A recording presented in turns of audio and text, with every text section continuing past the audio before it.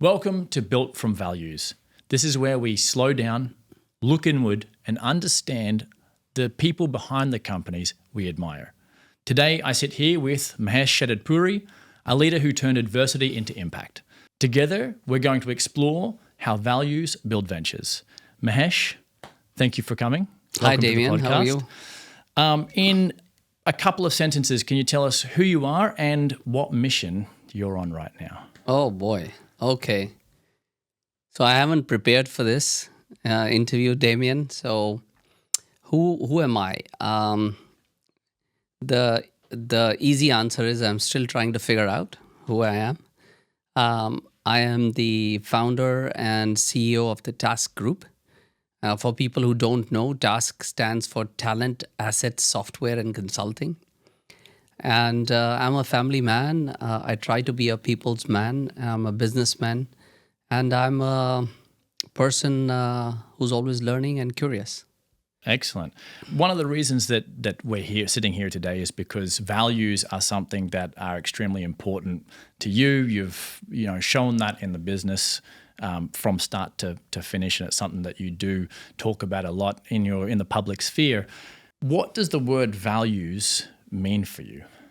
I think values is when you are maybe alone in the room or in the morning when you're looking in the mirror and you say, will I have a good night's sleep tonight? Or when you get up in the morning and you look up in the mirror and you say, was I fair to myself? Was I fair to people? What drives me? What is my purpose? What is my mission? But in short, values is, can you answer to yourself? And can you get a good answer from the mirror? Yeah. And how do you shape those, or how have you shaped those over time? Can you shape them? Do they change? I think if I was to develop that, if I was to say values in two parts, I think at the core, the values don't change. And then there is a set of values, perhaps practices that always are changing. So at the core, who you are probably shaped by how you were brought up, and the family, the community. So those values, I think, don't change. But of course, you're evolving as a person and you tend to be shaped, and sometimes values are shaped by the experiences in life. And how have those transcended from, say, personal, family and community into now business and how you run TASC and instill those values into the company that you run? Well, it's said that your family is a manifestation of yourself, your personal self. And your company is a manifestation of your professional self. So we do have 6 company values, but at the core, the values that shape the company are sincerity. That's different from honesty. It's sincerity. How so? Yeah, that's a good question. Honesty is kind of ticket to the game. I mean, you can't be a liar. You can't be not truthful. Sincerity is, do you commit something and follow through? It's almost like a little boy when I was young, and you have to do homework, and if you promise something in life, do you deliver it? And do you turn it in? That's sincerity. That's one of the key values in the family. Authenticity is another one. Yeah. What you see is what you get. Sometimes one has to be a diplomatic. I'm a son of a diplomat or ex-diplomat. Yeah. But that doesn't mean that you're not authentic. Yeah. And there are other values. I mean, things that are close to me is, it's okay to do things for yourself, but is that the definition of your life professionally or personally? So what do you do for other people, and what does it translate in terms of impact? So these are some of the values that I go by personally. Interesting. Let's move from values into sort of how that has shaped the business landscape for you, starting from the beginning. We're at an advanced stage of the business. It's been running for 18 years. Let's sort of travel back. You've said at one point that you lived out of a suitcase. Yeah, literally. And that there was this drive for you and this hunger for independence. Can you take us down that journey a little bit? When I was in India, I was living with a cousin of mine and my grandmom. And 9th and 10th I spent in a boarding house, but 11th and 12th was with, so 9th and 10th was in a boarding house, and I moved to India by myself. And then 11th and 12th out of the boarding house because I had to put in a lot of hours studying. And when I recall back, it was in those days that I used to tell my grandmom that I want to do something on my own.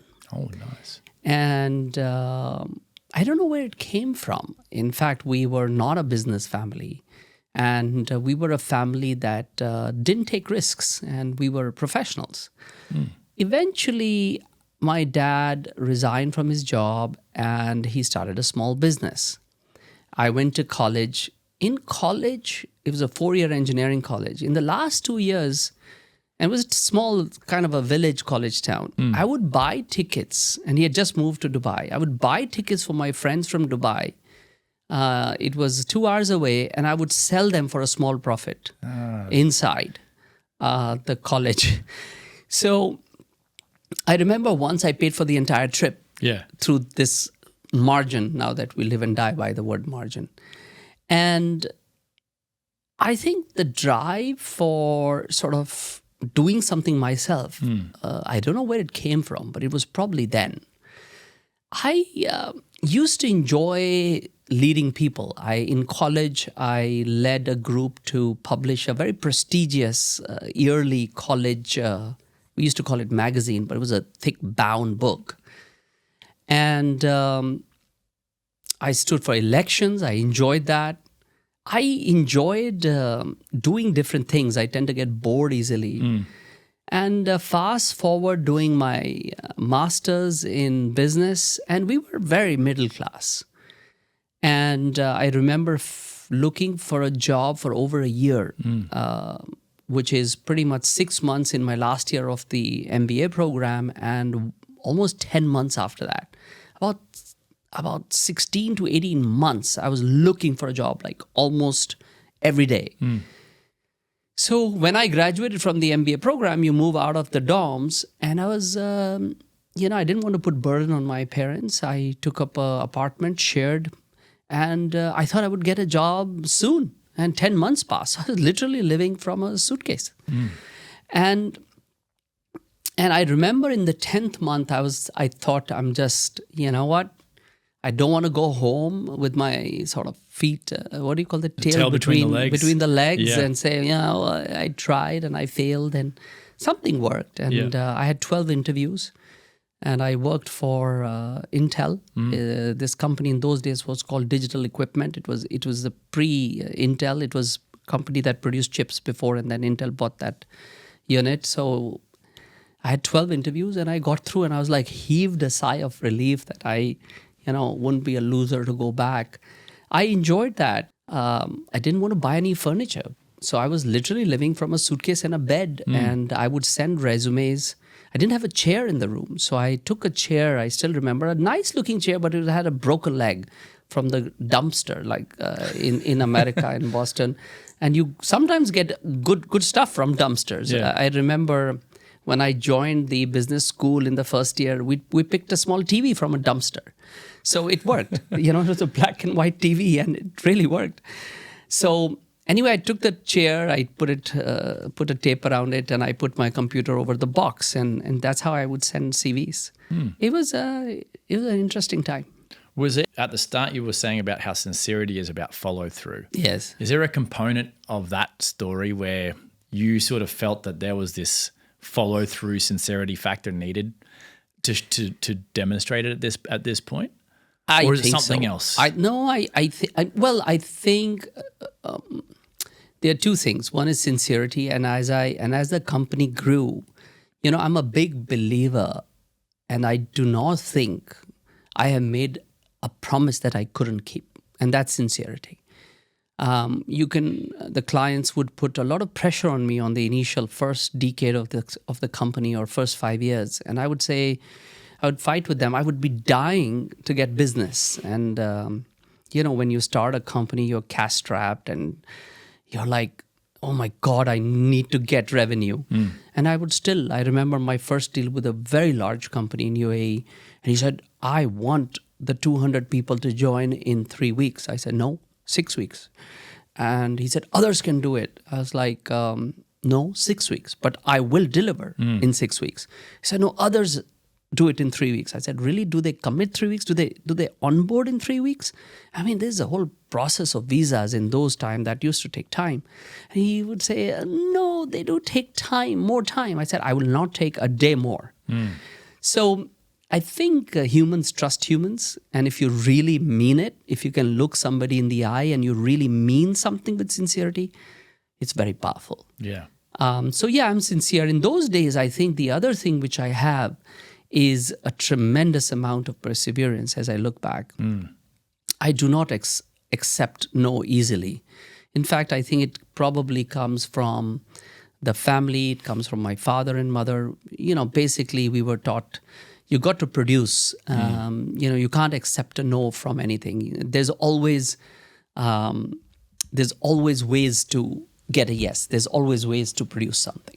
That's that attitude, I think, is really interesting. There's always a way to get the answer to yes. Correct. So I'm guessing that even if you might not label yourself a salesperson, if you label yourself someone who's always able to get a yes, that is a skill that you can take through perseverance and take that through to anything that you're going to do in a and pursuit. From a business perspective, I took it to the limit. Yeah. I mean, getting this a certain license initially was very difficult in the business I am. And I just didn't. I think I almost performed a miracle. It was just impossible, and I did it. It doesn't seem that big, but if I'm inspired by this quote. It's by an author called Somerset Maugham or something, and it says, if you refuse to accept anything but the best in life, you very often get it. Yeah. That's manifestation 101, right? Probably, yes. But I mean, that one trait, I mean, we're going to have a lot of people that listen to this or watch this afterwards. And I think that's a really key message that they can take away, is just persevere and find a way. No matter how it feels as you're going through those moments of despair, you just keep going and push through. And then the other 1,000 people in that rat race with you are just going to fall off, and you're going to be that one left, and then you just win because you're the only person left in the race. Moving a little bit forward, but on a similar topic, would be in terms of, say, setbacks or failures, right? What's a big failure that you can remember that at the time you, say, persevered through, and felt like it was going to derail everything? Maybe it didn't quite fail, but it was going to derail everything. But now on reflection, coming out the other side of it, it taught you something. Can you walk us through a situation where that might have occurred? Well, two come to mind, which are significant, I guess, from a professional standpoint. The first one is when I took up my job. It took me, as I said, 1.5 years to find a job. And then when I joined Intel, it was, or digital in those days, I thought I knew everything. I mean, I was confident. I thought I could handle it, but it was working was difficult. Yeah. Culturally, it was hard to adjust to, and even getting the job, interviewing. I mean, generally, the overall period of adjustment to the American professional job culture was very hard. Of course, I adapted and I started enjoying it. So that is the first one. In fact, when I first went to Boston, it was hard to adapt to the fact that, it would turn dark at 4 p.m. and it would be snowing, and it would be minus 10 and minus 20. I mean, even in those days, that was hard because, my God, it's always gray. And coming from Dubai, that was very hard to adjust to. But the big one was when I lost my first company. I almost went bankrupt. I started a business in 1999. And it was a time of great change in my life. I was recently married. I married in 1998. I had a daughter in 1999. And, it personally changes you when you actually have a child. And it changes you from a boy to a man. It's fatherhood. It's you're now responsible for something, somebody else. And then you give birth to a company. Now you have two kids when you had nobody. And the demands it puts on you are tremendous.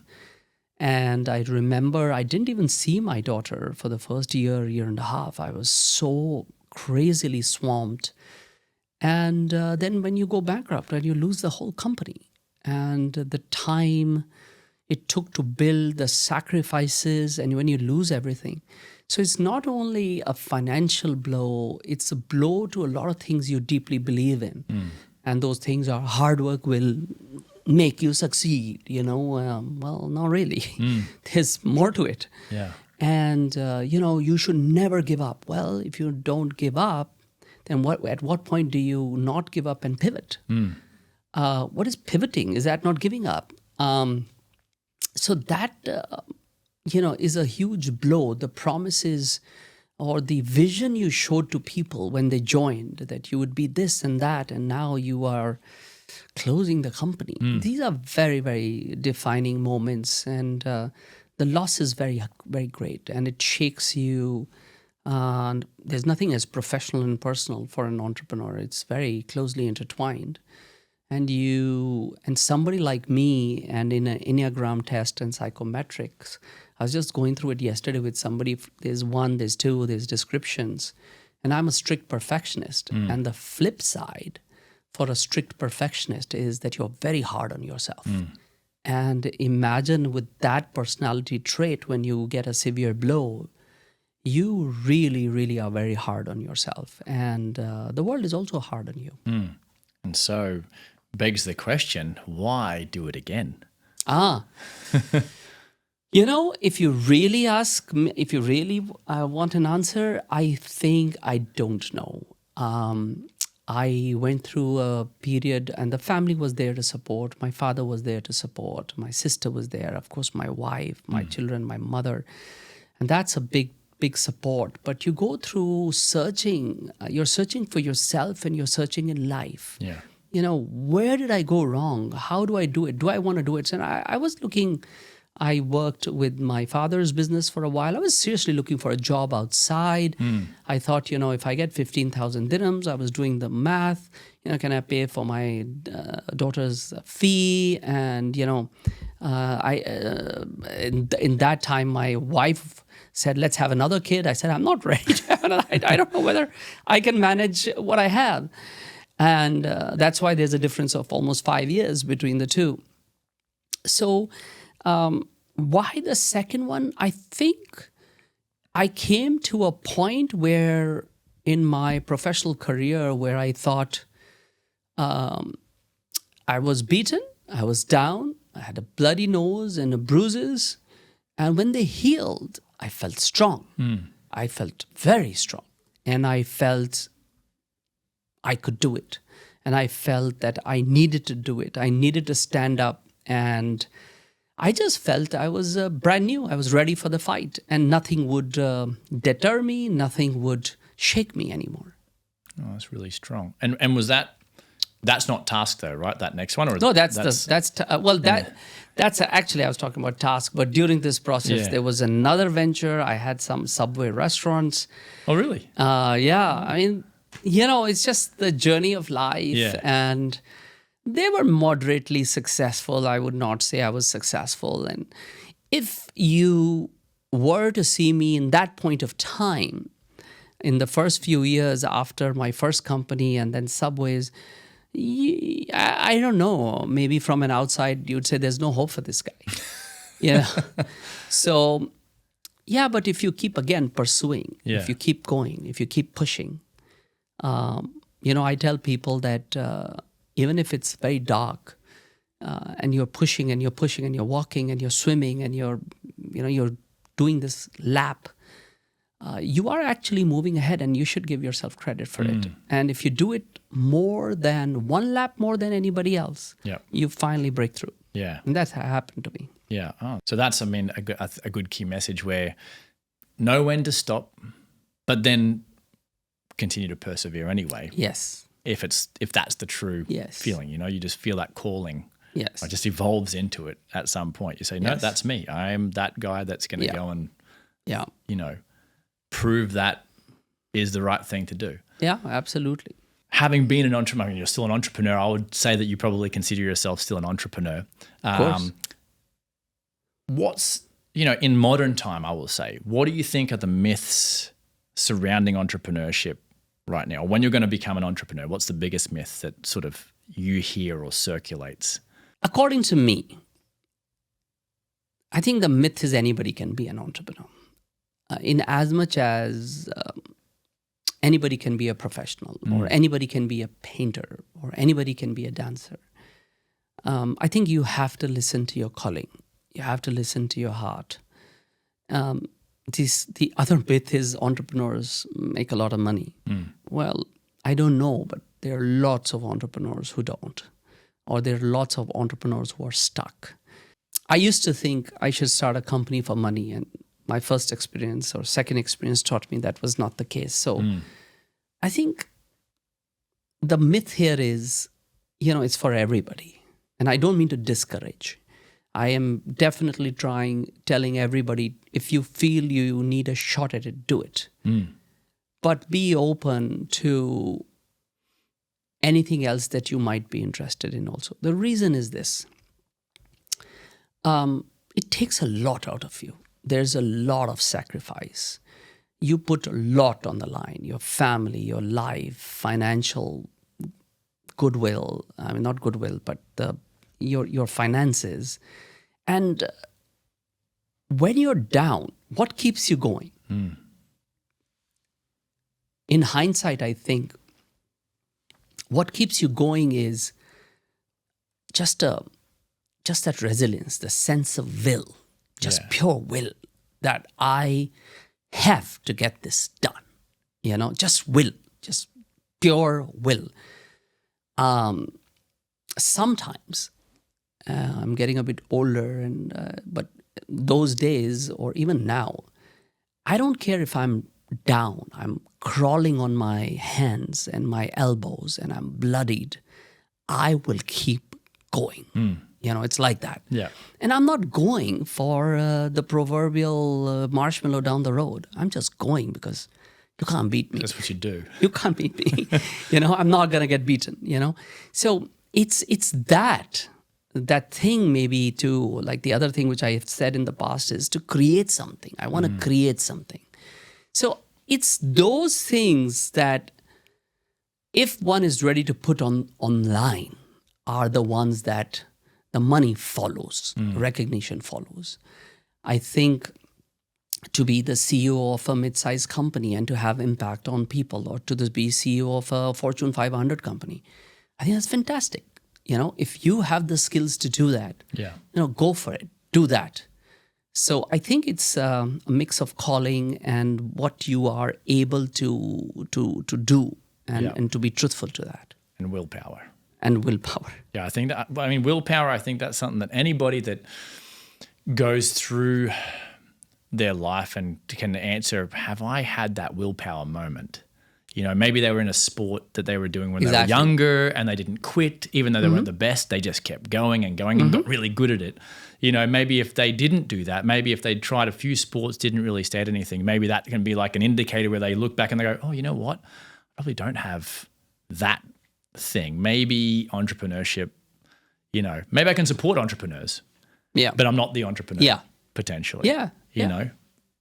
I think there's a place for everybody. And yeah, everything, yeah. right? I think you've got to have the passion. Correct. And then when the passion dies, then you've got to have the willpower. Yes. And then you've got to cycle it back again. That's right. Right. You get the waves of hopelessness and then Yes. hope, I Yes. think. And you've got to Yes. ride that. And what role would you say in all of that have mentors played? Because that's something that's often spoken about in entrepreneurship and as a really important thing. I would imagine some people never have a traditional mentor that tells them things. Maybe they listen to videos, but have you had much engagement with mentors over your career? Have they played a part or not really? You see, I haven't had traditional mentors in that sense. I think I've had teachers. I've had role models. I think my father has been a very good teacher. My mother has been a good teacher. I think I learned from everybody. I learned from my wife, my children, my sister in the past. I think I'm always learning. And I have some board directors whom I turn to. I have coaches I turn to. I think I'm a very curious person, and I stay true to being very humble. And I think that's a very key thing to staying relevant. And I think it's very important to stay relevant to grow. And I want to grow. I want to grow professionally, personally, and in every way. So I think I've had teachers in all shapes and form from all age groups. Yeah. So no mentor per se. Yeah. But learning from everyone. Learning from That was your mentor is just... that, I mean, everybody being is a a mentor sponge. in some small way. Yeah. Okay, no, that's really interesting. Because, some people will say, I had this one person that had this big influence and I learned from them as a mentor specifically, or they seek out mentors. But it's good to know, just in case you haven't done that you can also learn from everyone. Yeah. Right? Everyone's got a lesson to teach you in some way. Yeah, I think it's more like that. Yeah. And just building on how you have developed those skills over time. So, it's a little bit of learning from everyone. How do you stay sharp as a leader now of this, mid-sized company in this season of life where you're at now? Do you have rituals? Do you have something you tell yourself? How do you keep the momentum and the energy going after 18 years? So we are 9,000 people, perhaps the largest company in the region in what we do. I think it's very important to keep your edge. I think it's very important to stay sane and collected and almost be peaceful in the eye of the storm. I mean, there's no storm. I feel very blessed in what we have achieved personally and professionally. I take time in the morning to get ready. I have a stretching routine. I have a meditation routine. I do a little bit of yoga, which is more stretch. I have a meditation routine. I have recently, for the past few years, started to read something a little bit, which is not professional or personal. It's a bit spiritual. And it's not religious, but it's spiritual. It kind of puts your problems and certain things that you're facing in life in the right perspective. So sometimes it puts things in right perspectives when you realize that you're quite insignificant in this universe. You came and you're going to go, and some people will only notice and you'll be very quickly forgotten. So in that sense, it puts your problems in the right perspective, so to speak. Meditation gives you a sense of quiet in your head. And with somebody like me who's grown this company to a good size, there's a million things going on at the same time. And sometimes decision-making can be impaired. So that gives you that. There's nothing like a good night's sleep. So that keeps you always on the edge, in a positive way, not edgy. I'm saying it keeps you sharp. Yeah. I think there are two things that I tell people that we have so much power in those two things and that are so understated and not understood by us. And everybody has these powers, is two things. One is a power of a good sleep. Yeah. So eat early, literally, like, our elders have said, no alcohol. And it really, and now you have these Aura rings and Whoop, and they tell you numbers, and you're like, oh, okay. But that's what it is, really. Yeah. Have a good night's sleep. There's a tremendous merit and recovery there. The second one is meditation. And, a lot can be cured when the mind rests. So I like this book by Hyman Sunim. It's a Buddhist monk, and the title is so apt. It's The Things That You See When You Slow Down. And I really like this line when he said, the world rests when your mind rests. The world is the world, basically. It's going at 200 miles an hour, but it rests when your mind rests. And the world is active when your mind is active. So it's really all here in your head, not really out there. Yeah. So when your mind rests, you can actually see your face clearly in the water, and things become clear. When you combine a good night's sleep with that, then you're ready for the day, right? You're ready for the day. Ready to sleep the next day. No, but that's really, the number of podcasts now that just talk about sleep and its importance and how to do it and everything like that. Consistency, waking up at the right time, everything. Yeah. You build your brain cells literally come back. That's true. In the morning during those last couple of hours. Power of the body, yes. Yeah, and then, that's, it's got long-term health benefits, but also short-term reward in a business sense as well, right? Yes. We're in an age now of new uncertainty with AI, right? With technology, with where that's going. How do we combine this staying humble with where that's driving? Can it be a skill that can be harnessed or a value that can be harnessed now? Long time back, somebody in college had told me, a fellow friend had said, at any given point of time, there'll be countless people below you and there'll be countless people above you in any way you shape and form, socially, economically, and so on and so forth. So it's important to realize that the world doesn't revolve around you.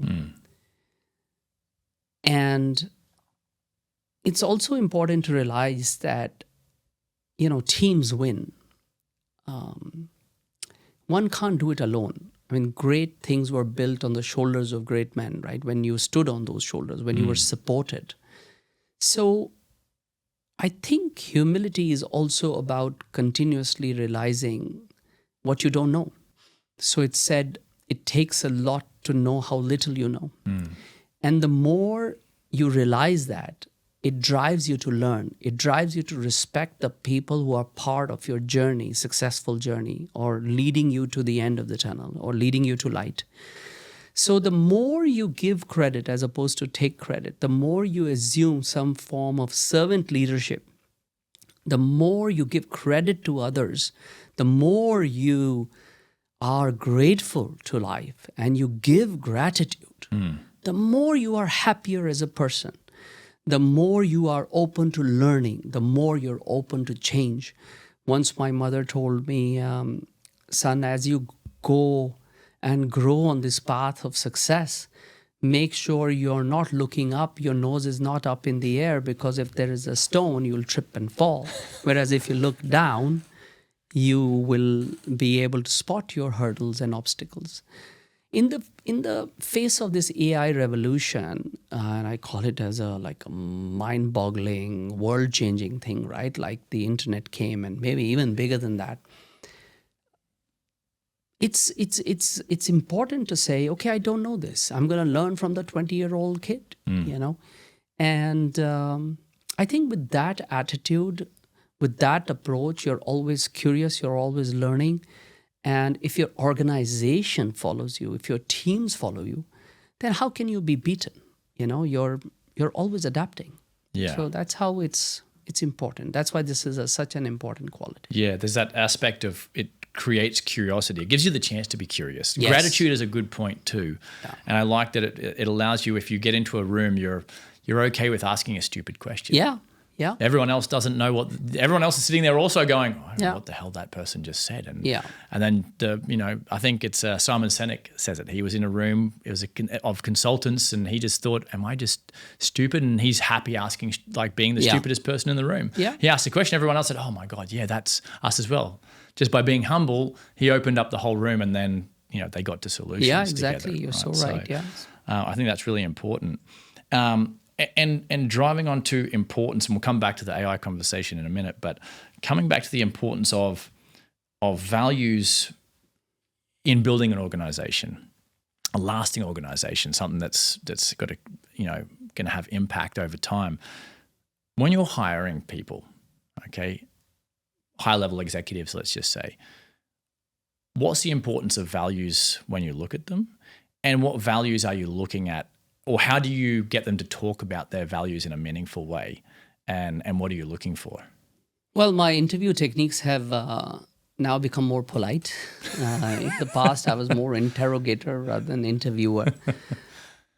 But the key thing is to understand what is driving that person. And the second thing is, does he have the capability to do this job? Yeah. But the sense of what is driving this person, why is he doing it? The why is very important. And personally, I do believe that this goes down very deep and very early in your life. So we recruit a lot of PhDs, poor, hungry, and driven.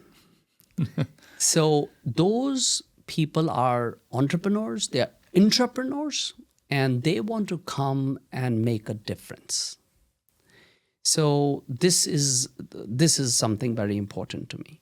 Of course, you need people who are men or women of integrity. Yeah. This is very important.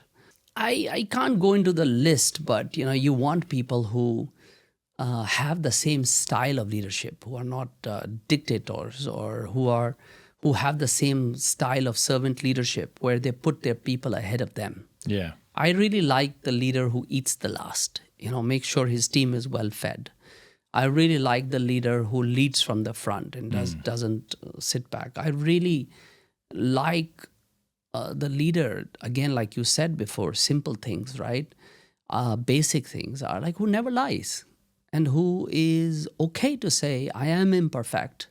So is everybody. And here is the truth. There is so much power to saying the truth. There's so much power towards a human being's credibility.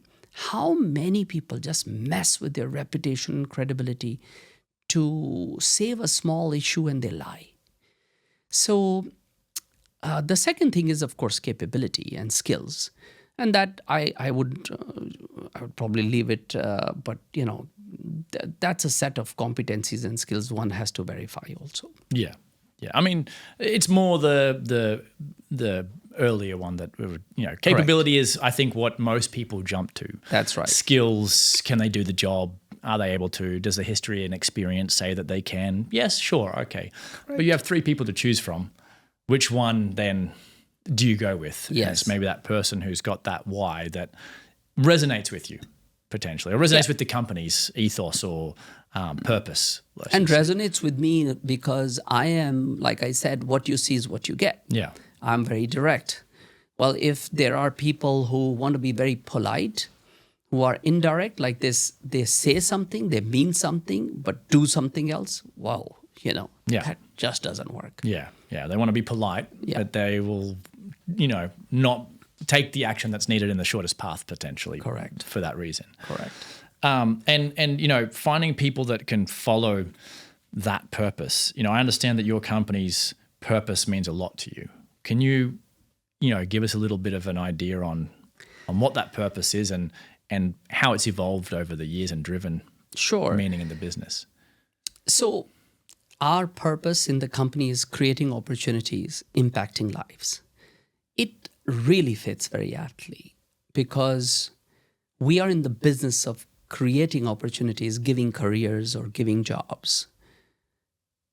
We recruit thousands of people in a year from hundreds of countries.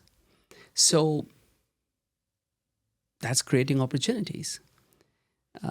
Well, now people have many careers, but even then, if you look at an average CV in the whole life, they have probably 5 to 7 jobs on an average in their career. So if we are one of them, it's a chance to you've created an opportunity. Impacting lives is basically, we're actually impacting lives every day from the start, where we employ thousands of people. And I say we impact maybe 50, 70,000 lives. Because if you look at 9,000 people, each person supporting 4, 5, 6 people, you're looking at 40, 50,000 lives we impact. And we should take that very seriously. We should, when you employ so many people, there are people coming, going, there are unfortunate incidents, accidents, deaths. Every moment that we interact with them and my people interact with our people is a chance to impact a life. And if you do not take this seriously, you have impacted them in a negative way. So I'm very proud our company takes this very seriously. And, we have been in many people's hour of need. We have stood by them. And it resonates with people. Anybody even approving a timesheet somewhere in our remote office or back-end office needs to appreciate that somewhere that is impacting somebody's life somewhere else. And we take it quite seriously. This is not even going where, I do some small philanthropy, and that's separate. I remember we have all these team activities, and one activity earlier this year, or was it last year? Earlier this year was when there was dog walking and there was other stuff. But the one activity that resonated with the people was when they sat in the, I think it was one of the centers here for, I don't know how you call them, but they sat with kids who were doing art. And it impacted every kid there. And people came back very fulfilled. And they said, art was a soothing therapy for the kids. And we were part of it. And we made a difference there. So I think the highest form of fulfillment of a human being is to be able to do things for others. And I believe that we have a chance every day to do that. Would you say that purpose thing, a lot of businesses, a lot of companies, a lot of entrepreneurs, people starting out, they're trying to create their vision and purpose and mission, right? They're just sitting there trying to craft it out of words. What advice would you give to people when they're trying to do this to eventually evolve into something like, your purpose statement? Is there a way that they can craft it, or should they be mindful of it? Is it something that they can wrap their heads around? How did it form for you? Yeah, I can tell you what I did. So our vision, our purpose, it was a soul searching. It was a soul searching, and I would say top down and bottom up. So I would say soul search yourself and go deep. What means to you as an entrepreneur or as a chief executive of a company, and then go bottom up also, and talk to your people and say, what does this company mean for you? What are you looking to do? How do you want to impact? How do you want to create a purpose for this, for your company? And don't do it for the words. Yeah. Because really mean it. Because it takes a lot for people to appreciate and to follow it. And if you do not do it as the top person, if you don't feel it, then how will you communicate it? And people will read through. So mean what you say. Search your heart for it. I think that's excellent advice for anyone that's going through that journey, especially when they reach past the first couple of years and they're trying to get people to understand their vision, and they're getting those people to take over the tough jobs that they were doing themselves. I think that's a really important thing for them to follow. In this new age of AI and being in the staffing, manpower, recruitment space, are we heading for dystopia or utopia? Are there less jobs or more jobs? Where do you see things heading? Is there more opportunity, less opportunity, or a combination? Wait, I'll just come back. I'll look at my crystal ball. Everyone has an opinion, but as you're a little bit more on the forefront than a lot of people. I think this is a question will it impact jobs? Will it impact lives? So we have a lot of tech platforms. We implement a lot of tech. Now we are developing AI agents, and now we're doing human in the loop. So we consider ourselves not particularly in a manpower business, but in workforce solutions and human capital solutions. From end to end, we can take care. When we take care of very large scale projects in the world, where we would, recruit hundreds of people in one go from thousands of people across 100 countries, and we would deploy them anywhere you want in the world, or at least in the Middle East where we have expertise. As I said, with AI, some people would say, when the internet came, people said they would lose jobs, and it became a tool to advance productivity. And then I asked them, is the past always a predictor of the future? And according to me, the answer is no. I think AI is a very big game changer. I think we will lose more jobs before we see the effect of AI and then see productivity. So I think it's going to be more like a J curve or something. We'll lose and then we will pick up. I think the world is going to be a different place. I think there will be loss of jobs. There'll be retraining. I do feel that if AI is doing the job of AI, if robots are going to produce robots, actually, like Musk said, I think we are headed for a time of more abundance and more.